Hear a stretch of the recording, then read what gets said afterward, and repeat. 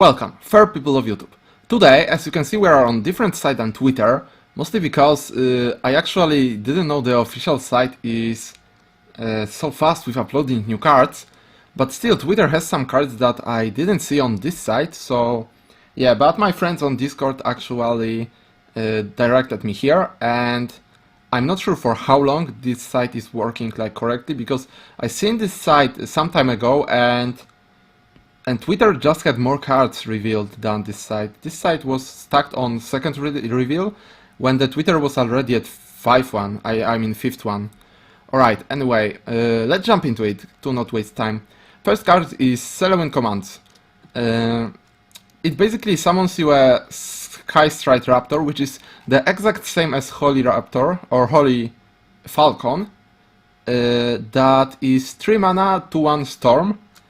And on Enchant 8, it gives you a Grand Archer Selewin into your hand and changes its cost to 0.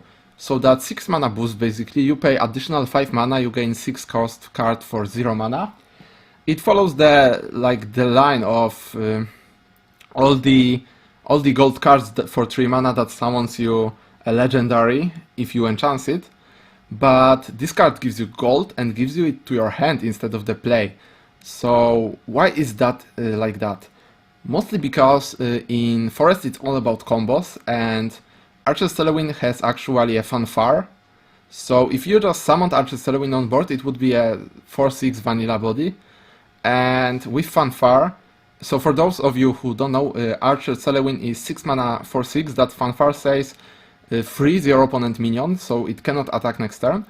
Or if this minion has 3 or less attack, it will bounce it to your opponent's hand instead.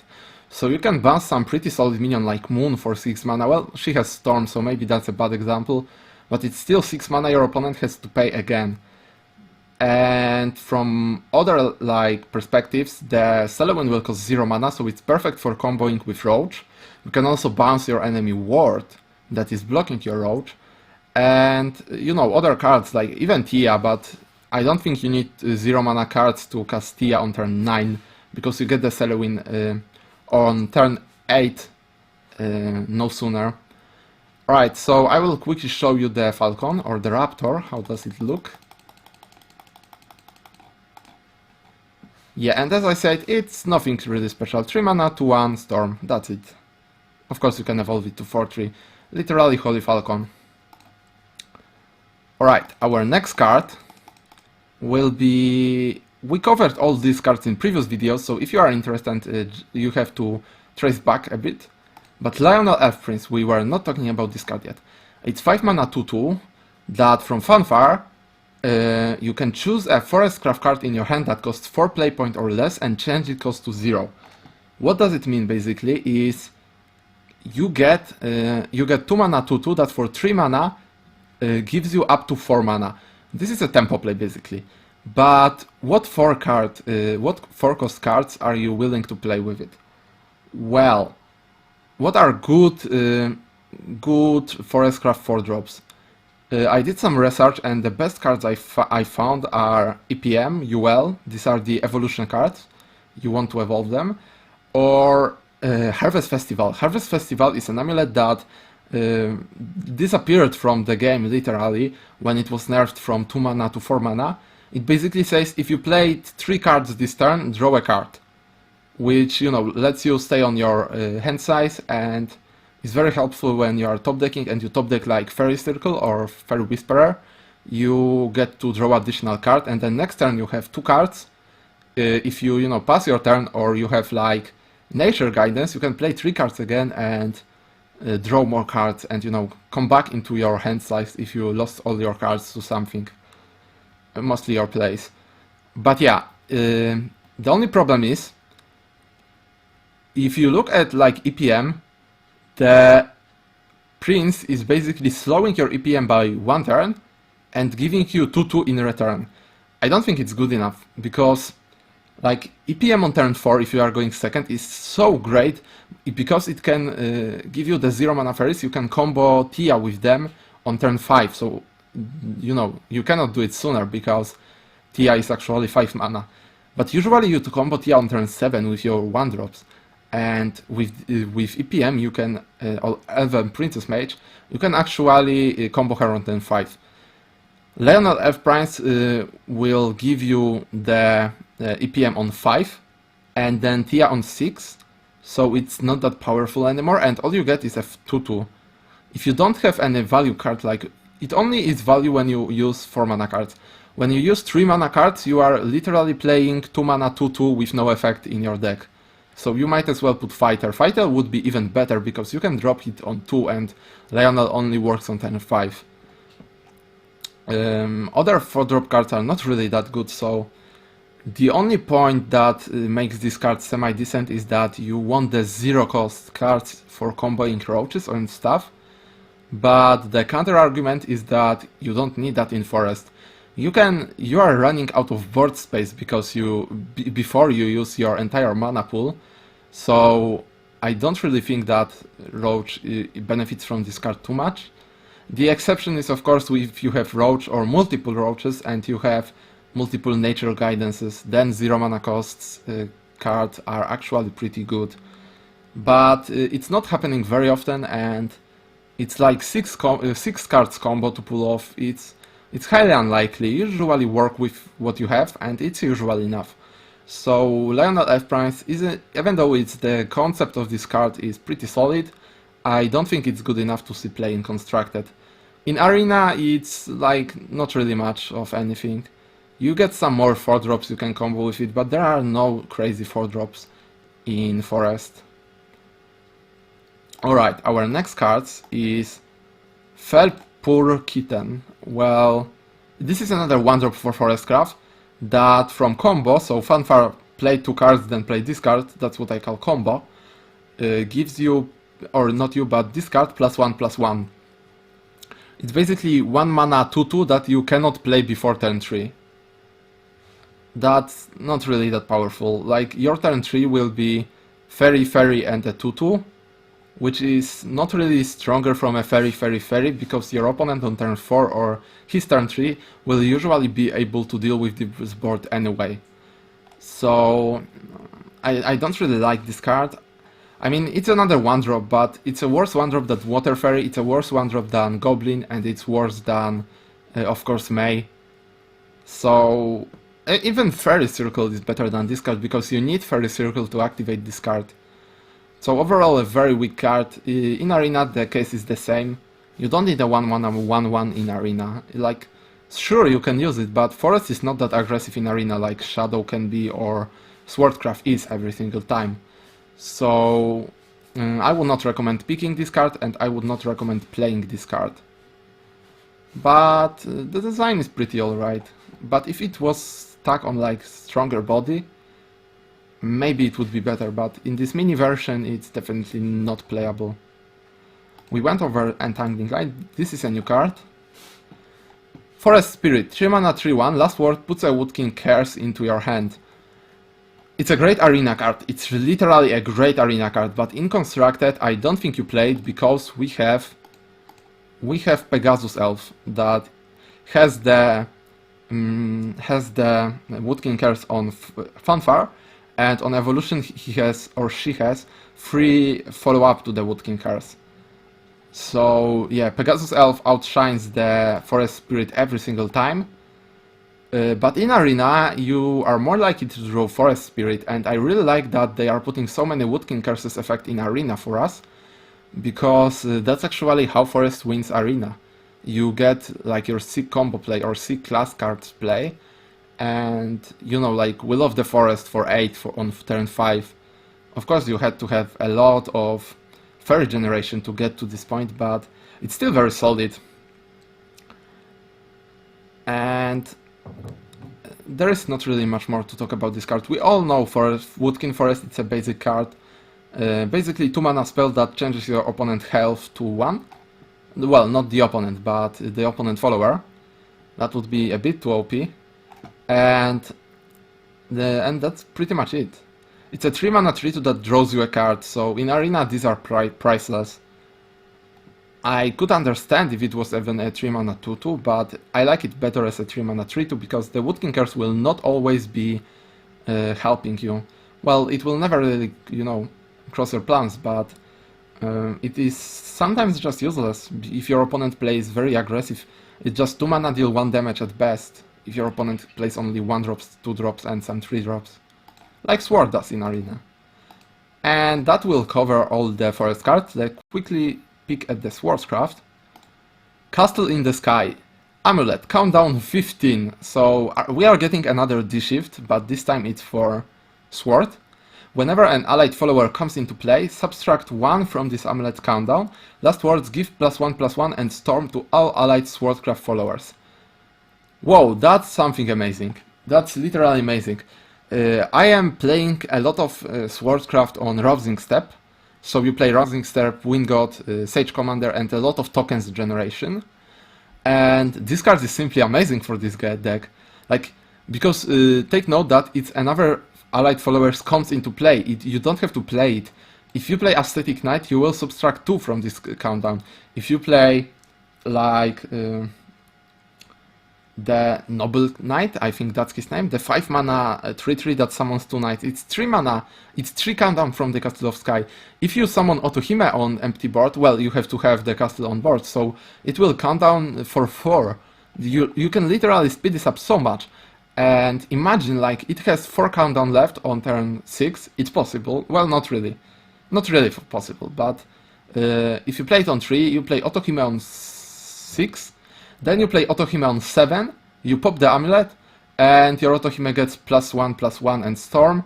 That's literally 4 damage with Storm, and from the amulet only, and you also have 6 damage on board already, so you get, for 7 mana and 3 mana on turn 3, you get amazing count of 10 damage on Storm. It's half of your opponent's HP. He's probably dead at this point. Definitely 9 out of 10, this card is great, I really love it, but I might be a bit too optimistic because of my deck preferences. If I took a cold look at this card, it's a 3-drop, I would like it better if it was a 2-drop and had a bit more countdown, mostly because you cannot play Aesthetic Knight after it.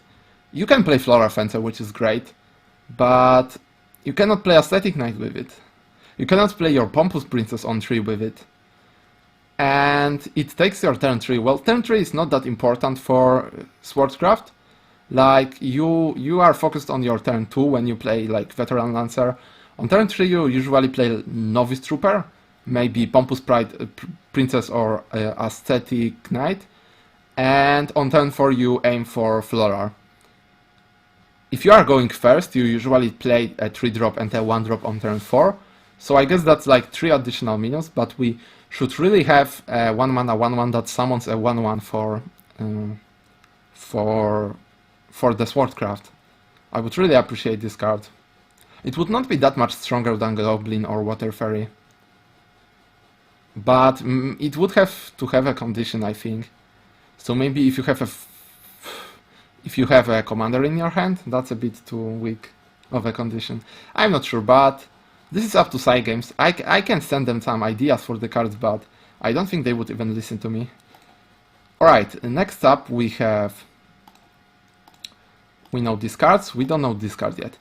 Geno Levin Vanguard. So it's a 4 mana 4/3 with Rush, that on enchant 6 gain last word summon 2 knights.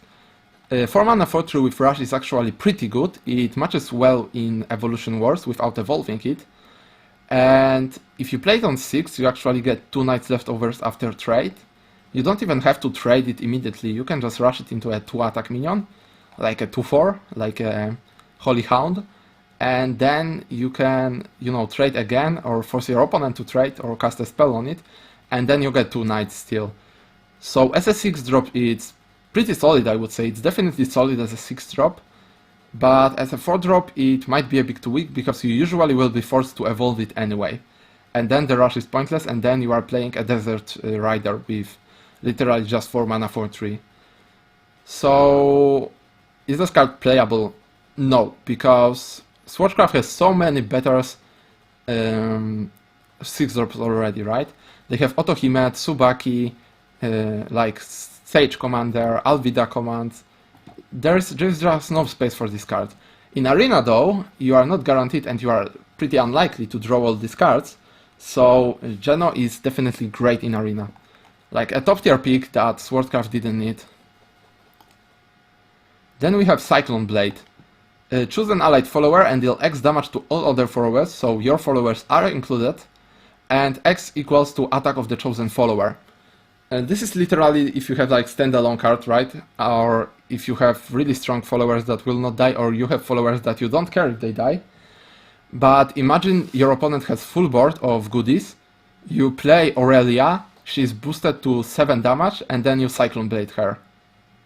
It is literally board clear and you are left with a huge taunt. So probably Control Sword could look into this card, but I'm not sure if they will play it, because they have Alexander. This is a pretty good follower card, like after Flora Fencer. If your Fencer leaves, you actually get to clear the board for 4 damage.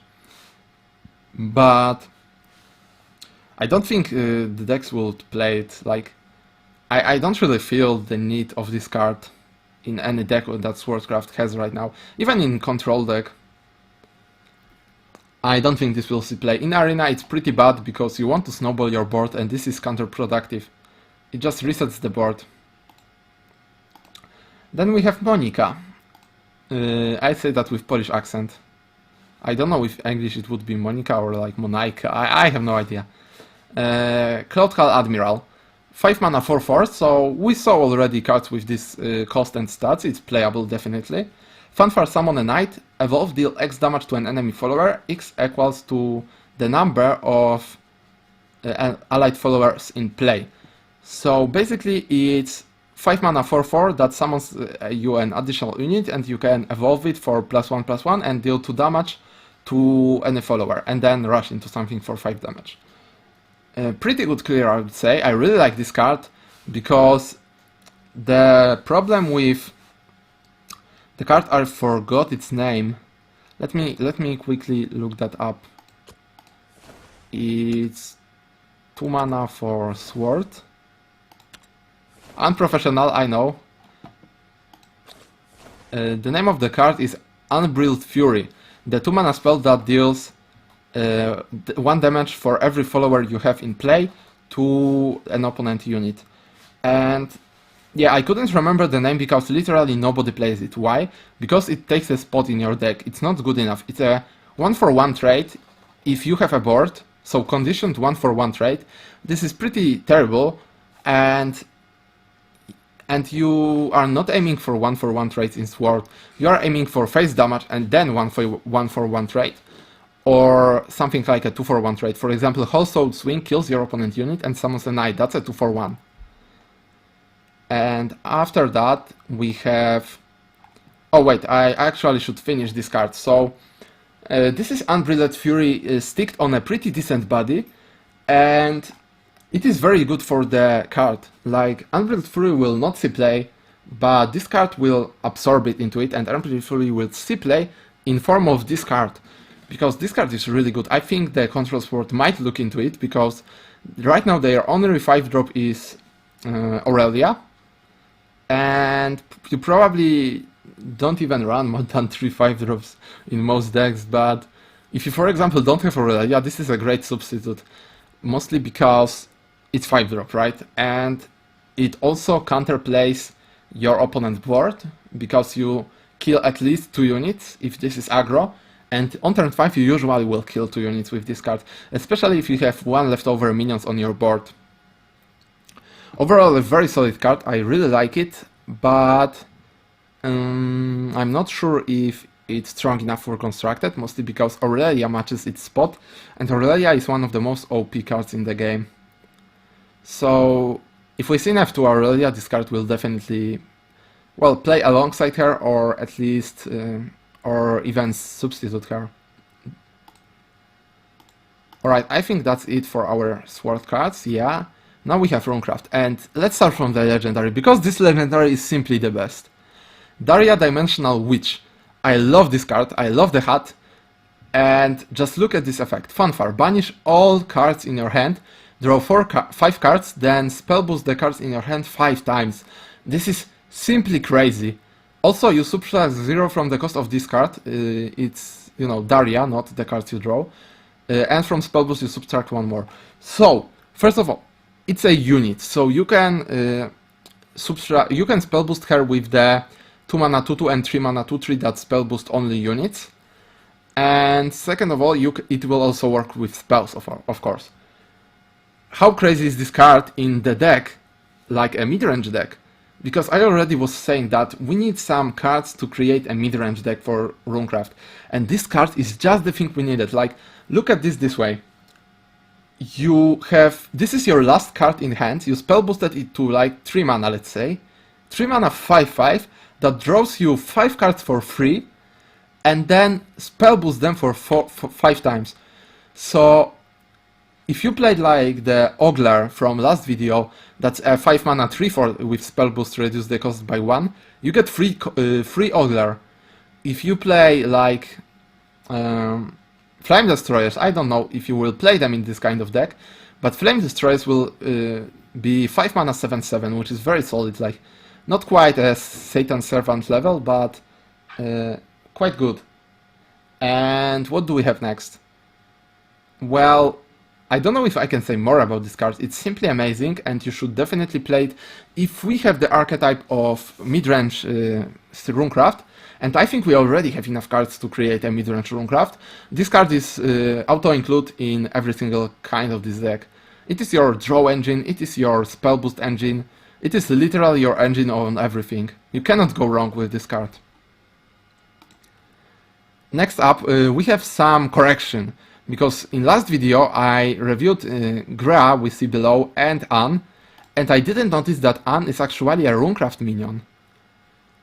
So this changes everything, right guys? I will go through Gera and Anne again. You can only play Anne in Runecraft, and she will summon Grea that can attack twice if evolved, and it will evolve her. So you will literally have a 4/4 with Rush that can attack twice per turn. If this card lives, it will deal 8 damage to the face, if there is no taunt on the board, of course. And you know, you cannot play Grea in your Runecraft decks to summon the Anne and evolve her.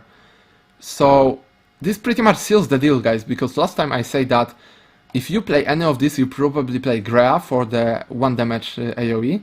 That may still be viable, even if the aggro decks slow down to 2 health minion. And Anne is definitely too expensive for Runecraft. You are not playing Anne in your Runecraft decks. So that literally seals the deal, because I said that you only play Grea.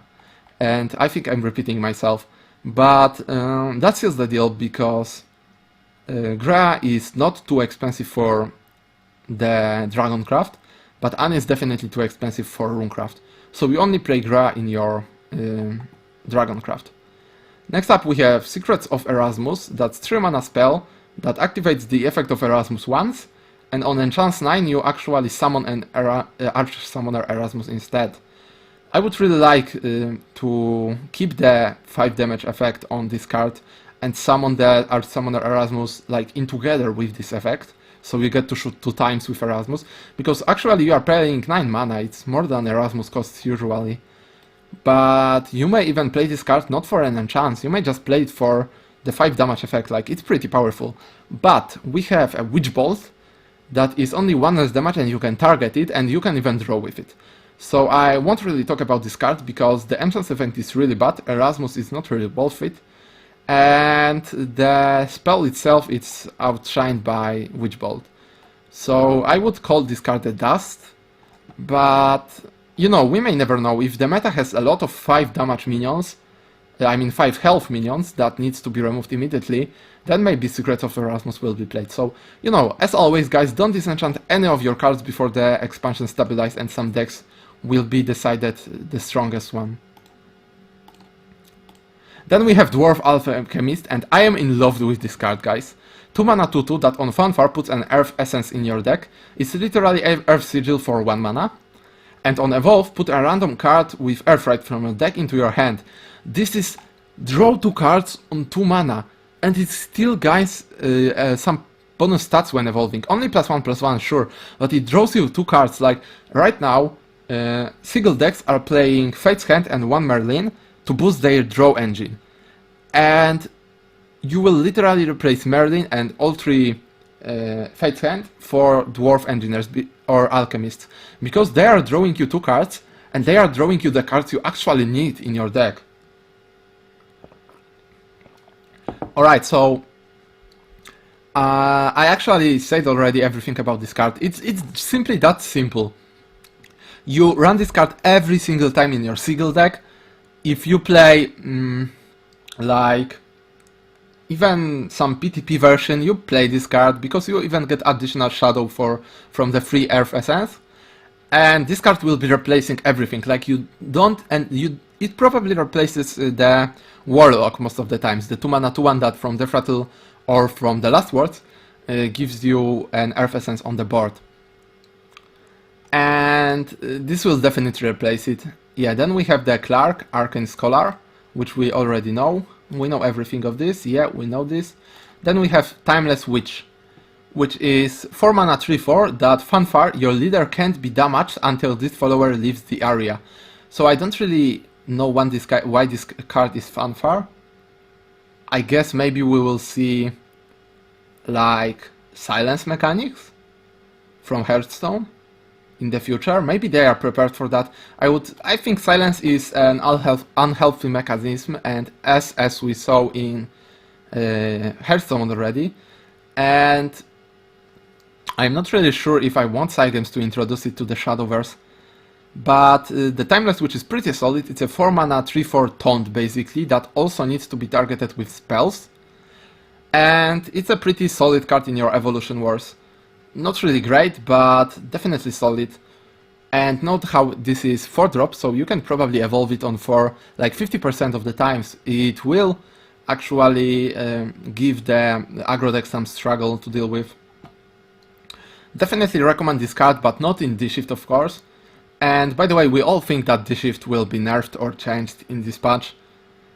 So yeah, I'm not really sure if D-Shift will even survive this expansion. But we shall see. But in like mid-range Runecraft, this card is pretty solid. It's a 4-mana 3/4 counter to aggro decks. If aggro decks will still be a problem for this kind of deck, you will put the Timeless Witch in. You don't have any self-harm cards, so you cannot really synergize that with that. But it's alright. Then we move to Dragon. We went through these cards. There is some new cards. Alright. Pyroxene Dragon. Fanfare, well, it's 4-mana 3/4. Fanfare randomly discard one of the lowest cards in your hand 2 times. You discard, of course, 2 cards. You don't discard the 1 card 2 times. That would be crazy. And from Last Word, you draw 3 cards. So it's literally your Dragon Conceal, but for the cost of 1 additional card, you get a 3/4 body. I don't think this card will be played. Mostly because it shares the spot with Dragon Warrior and with Siegfried and with the Dragon Conceal, so that pretty much seals the deal here. You cannot outvalue those 3 cards with such pitiful draw, unless you are playing your Discard Dragon, right? If you play the Dracomancer Rites on 3, and then you play Pyroxene Dragon or on 4, you actually discard 2 cards, draw 2 cards, then from Last Words you draw 3 cards. You may be overdrawing a bit, but that's how Discard Dragon works like. And this is a very solid card in Discard Dragon. I think it will replace the Dragon Conceal in Discard Dragon. You risk, of course, banishing this card if you are playing versus Heaven or Odin even. But I think it's worth it. Like, most of the times it will die, it will not be banished. And you get a body, and Discard Dragon is an aggro deck. You cannot play it control because you will deck out way too often. And this card helps you with aggro, definitely more than the freaking Dragon Conceal, which deals no damage. Alright, then we have Looks Fun Kit. Yeah, we didn't talk about this card yet. It's a 2-mana 2/1 that if it's discarded, it summons itself. Like, it still is discarded. If you care about shadows, if you are playing PTP Discard Dragon, then you still get a shadow from it. You summon a copy of it. And this card is really good because imagine turn 2, you have 3 Lux Fan Kits and 1 Alter Fate. You get 3 2-1s, and they get killed by Barrage, sure. But this is crazy. This is literally a 3-1 because you are discarding a lot. This is also a low cost card, so all your effects like Dragon Fist, like Dragon Cold Seal, like Pyroxene Dragon, they will aim to discard this card exactly. Yeah, I really like this card, and I will speed up a bit because we have a lot of cards ahead of us, and I would like this video to not be over 2 hours, you know. Then we have Dragon Tamer, which from Fanfare gives an ally follower +1/+1 if Overflow is active for you. It is attached to 2 mana 2/2 body, so it's pretty decent, I would say. Great for Arena, may see play in constructed in aggro decks, but most of the times it's just 2 mana 2/2. Like, aggro decks don't draw the game to Overflow, so you would have to play it in like mid-range ramp deck, and mid-range ramp decks don't really care about +1/+1, even if it's attached to a 2 mana 2/2.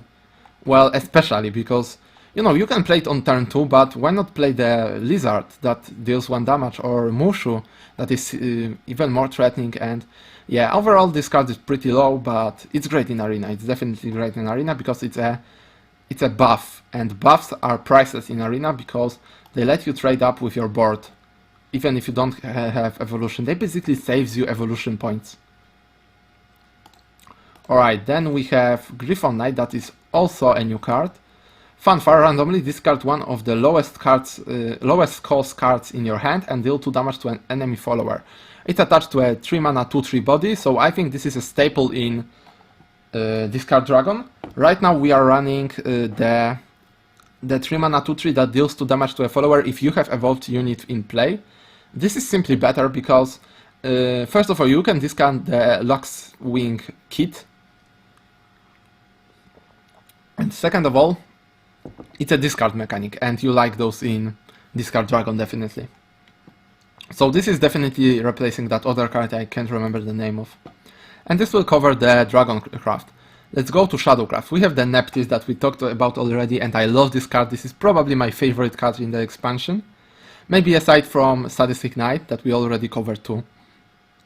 Shadow Reaper, 2 mana 1/1 that gains ambush, but only for 1 turn. And whenever another allied follower is destroyed, gain +1/+1. How good is this card, you may ask? Well, you are probably asking this if you are watching this video, but I think this card is really good, but I think this card is a 1-turn pony.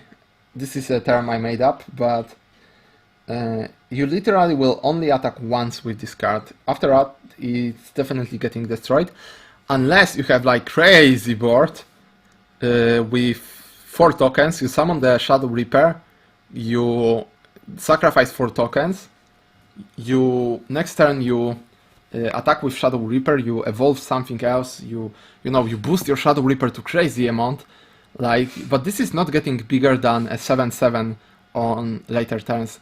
This will usually stick to 7/7 and you still have to sacrifice your entire board, but I think it's good enough. What else is good enough in this card is that it works with Neptis.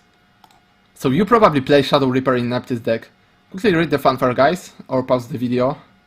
I really want to keep this quick, but I think I gave you enough time. And Shadow Reaper fits this deck perfectly. Like, if you play Shadow Reaper on 7, trade some board, play something else, evolve over something, do stuff. Shadow Reaper is stealth, then on 8 you drop Neptis, you summon 3 cards, you sacrifice them, Shadow Reaper gains +3/+3, Last Words activates from those 3 cards, and everyone is happy.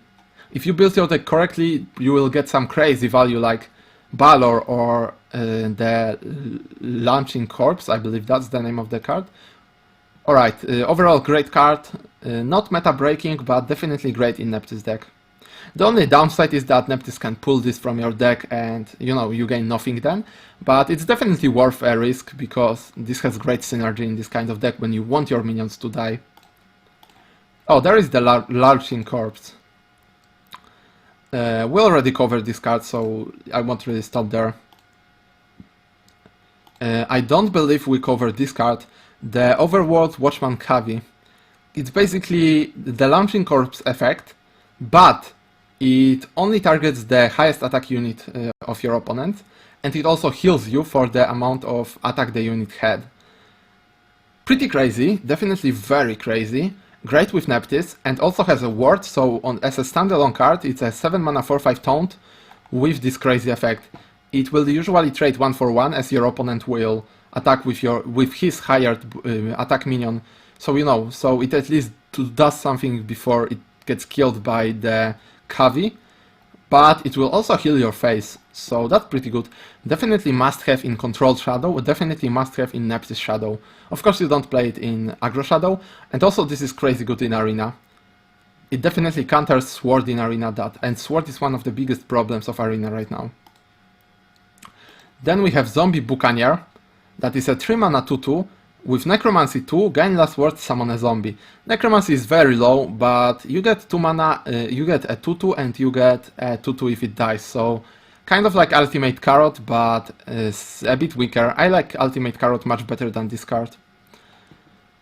So, the downside, the Necromancy is like a fanfare, so if you summon it with Neptis, the Necromancy will not trigger. So, this is not a synergy with Neptis, and because of that it doesn't have place in Constructed, and it's not really a waifu material, so yeah, overall this card will not see play in Constructed, but you can definitely play it in Arena. It's pretty decent in Arena. The shadows are definitely overflowing your face in Arena, so you definitely can use 2 of them to get additional zombie. Then we have... Did we cover it? Yeah, we did. Attendant of the Night. This is a 3 mana 1/1, so almost like the freaking Lich Lord. No, Lich Lord is something else. This is a Hell's Unleasher. There we go. Remembered it. This is a Hell's Unleasher that cannot attack minions unless they have ward. So, pretty sad effect in my opinion. You definitely want to be attacking minions, especially with Hell's Unleasher. I don't think it's good enough. Like, the only upside is that you actually can combo it with Neptis because of its last words, you know, on the card already. It's not fanfare or else. But this card is worse than Hell's Unleasher, and Hell's Unleasher also combos with Neptis. So why not just play Hell's Unleasher? This is, in my opinion, worse than Hell's Unleasher. But I believe Hell's Unleasher is silver, so this is something you may draw in Arena more often. And it's pretty aggressive in Arena. You can combo it with your own kill cards like Soul Conversion. Alright, overall not really good card. Yeah, let's just look at this card again because I really love it. 2 mana 2/2 fanfare, all other followers in play. Basically, when this card is on board, any follower that was on board or is played on board cannot be banished. It will die instead. This is such a great card. It definitely allows us to play with more Death Rattles or Last Words. Alright, then we have Bloodcraft, my favorite class. From new cards we have Iceblade Warfiend, that has Rush, is 7 mana 5/7, so nothing really amazing. But whenever this follower attacks and destroys an enemy follower, if this follower is not destroyed, draw a card. Most of the cases it's 7 mana 5/7, draw a card. And kill 1 unit. It's not really that good. I would prefer if it was like 6 mana, but 6 mana 5/6, but with no Rush. I would definitely prefer that much more. But yeah, overall, very good Arena card. Don't get me wrong, this is a sick Arena card.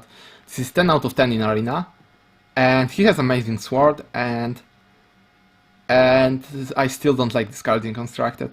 Like, this is not where Blood is going. Furia is better than this card, and Furia is not played at all. And you have so many great engines in... draw engines in Blood. You already have amazing cards. I don't think you need this. But it's good for Arena, and this expansion gives us a lot of great cards for Arena in Blood, which I very much like. Then we have Hungering Horde, and this card is literally a save for Blood in my opinion. I was pretty disappointed with most of Blood cards for Constructed means, but this card is simply amazing for Control Blood. 2 mana deal 3 damage to an follower, and also every single enemy follower with the same name. That is amazing, guys. Imagine your opponent plays Goblin into Goblin Goblin and you kill all 3 goblins with 1 card. Or, you know, Quick Blader into double Quick Blader, anything like that. Or Fairies, or Otohime Guards. This card is so good. It's literally our answer to Otohime, and we had only Revelation till now, which usually you couldn't cast on turn 6. Unless you worked for that Vengeance effect yourself. But Hungering Codes is so good, it kills all the tokens, it kills all the fairies, it kills all the knights, it kills most of the skeletons. Like, this is simply crazy. This is such a great card. It's not meta breaking because your opponent will not always have 3 of the same cards on board, and it's not meta breaking because your opponent will most likely play around this card if you show that you are playing control version. And it's also not that great because it's not like your opponents will, withstand themselves from putting 3 of the same card in their decks because they are fearing Hungering Horde. It will not work like that. But 2 mana deal 3 damage to a follower is very solid. It's not like Razor Claw level, but if you are playing non-Vengeance deck with, like, a lot of healing, a lot of draw, a lot of late game minions, and you don't want to put yourself on Vengeance versus aggro deck, the Hungering Horde will switch the Razor Claw in. Like, this is definitely as good as Razor Claw in my opinion. But in control decks. In aggro decks, of course, Razor Claw is ruling the game. Then we have nothing new there. I believe we didn't cover the Alpha Wolfman. It's 3 mana 2/2 with Bane that on Fanfare, if you have Vengeance active, will summon an additional Alpha Wolfman. So pretty solid, right? You summon 2 Banes on Vengeance, but the problem is both Banes cannot be evolved, and you don't really have any use for these cards. If you are on Vengeance, you are most likely dying, right? Even if you put yourself on Vengeance, you are on the verge of dying, and you use the Vengeance to, activate your powerful sustain effects and draw effects and stuff like that. That's how Blood works. You get on Vengeance to get back on full health HP, but with additional benefits like stronger units, clear board, or like more cards in hand, something like that. That's how Blood works. And Alpha Wolfman is not supporting this plan because it gives you 2 minutes without even Rush. Like, I would much rather prefer if they had Rush instead of Bane, or even Storm, I would say. If they had Storm, the aggro decks would go crazy with them. Maybe Storm is not really good, but Rush would be decent. In Arena, it's pretty high value, because in Arena you often find yourself on Vengeance for a very long time. You don't really have strict finishers in Arena. So in Arena it's definitely worth it, but you have to hide it behind, like, taunts. You also have to hide yourself behind taunts. If you don't go full aggro Vengeance on Arena, you have to play Wards, because you want to be safe on Vengeance. And that will cover the Bloodcraft. Now let's go to Heavencraft. The video is already 40 minutes long, so I believe we'll cut it here and cover the Neutral and Heavencraft a bit in the next video. See you guys there. Hope you enjoyed the video. Check out my Twitch channel, you can find the link down in the description. If you have any further question, it would be best to address me there. Peace out.